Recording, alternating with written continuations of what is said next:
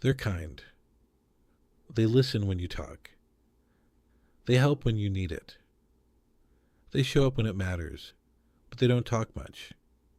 They're quiet in groups, reserved in conversations, content to observe rather than participate. And people misread them constantly.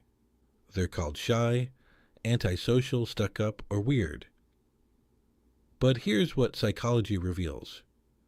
People who are kind but don't talk much aren't any of those things. They're something entirely different.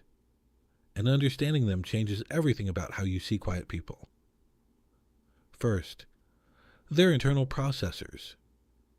While most people think out loud, process through conversation, and figure out what they think by talking about it, internal processors do all of that silently, inside their own minds.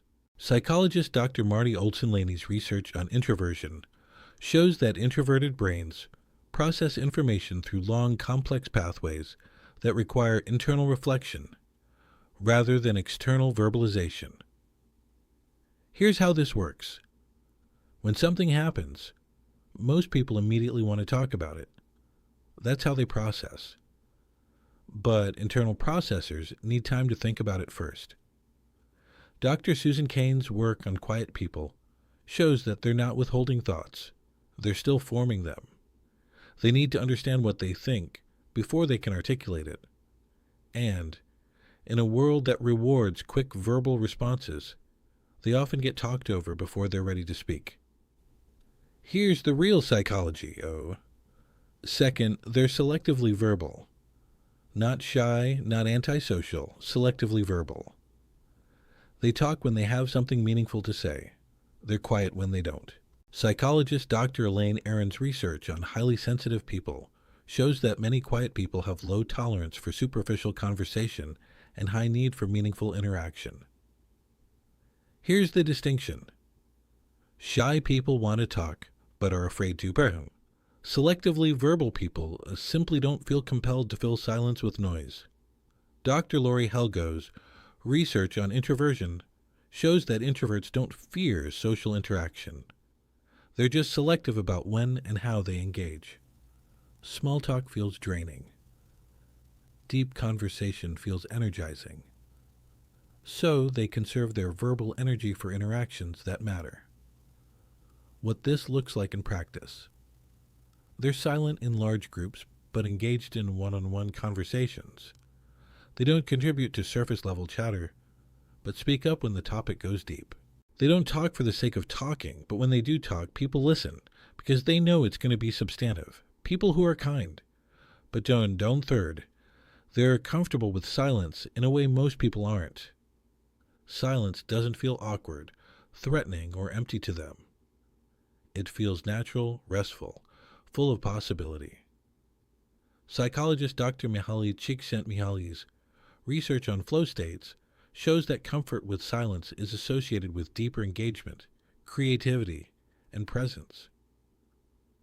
Here's what's happening. Most people experience silence as awkward and feel compelled to fill it. That's a social conditioning thing. We're taught that silence in conversation means something is wrong. But people who are comfortable with silence don't experience it that way. Dr. Susan Smalley's research on mindfulness shows that people who are comfortable with quiet often have higher tolerance for being present without distraction. What this creates in social situations is a mismatch. Person A fills every silence with talking. Person B is comfortable letting silence exist. Person A interprets Person B's silence as discomfort, disinterest, or rejection. Person B is just being, not performing, not filling space, not managing anxiety through noise. Just X's forth, their energy conservers. Social interaction, especially talking, requires energy. And some people have less social energy than others. It's not a moral failing. It's temperament. Psychologist Dr. Hans Eysenk's research on extroversion-introversion showed that introverts have higher baseline cortical arousal, meaning they're more easily overstimulated by social interaction.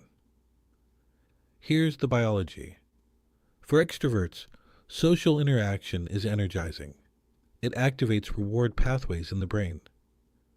For introverts, social interaction is depleting. It requires effort, focus, and recovery time afterward. Dr. Deborah Johnson's neuroimaging research shows that introverted brains show more activity in regions associated with internal processing and less in regions associated with external stimulation.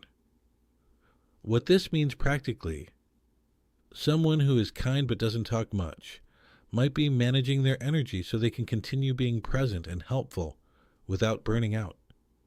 Talking takes energy. Listening takes less. Observing takes even less. They're not being aloof. They're being sustainable.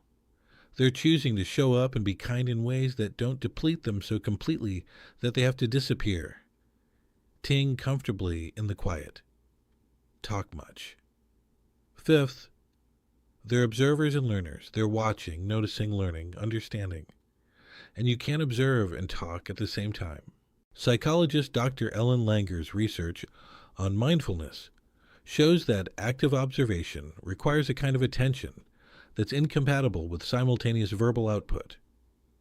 Here's what they're doing while quiet. They're noticing body language, tone of voice, group dynamics, unspoken tensions, who's being excluded, who needs support. Dr. Paul Ekman's research on micro-expressions shows that people who observe more talk less often become skilled at reading emotional nuance that talkers miss because they're focused on what they're going to say next. Here's what psychology is clear about. People who are kind but don't talk much are not broken, deficient, or unfriendly. They're internal processors who think before they speak. They're selectively verbal people who save their words for meaningful moments. They're comfortable with silence in ways that create calm presence. They're energy conservers who show up sustainably rather than burning out. And they're observers who notice what talkers miss. So, if you're someone who is kind but doesn't talk much, you're not deficient. You're discerning. You're not cold. You're comfortable with depths that small talk can't reach. And if you know someone like this, understand that their quiet isn't rejection. It's how they engage with the world. And their kindness, though quiet, is often the most genuine kind there is.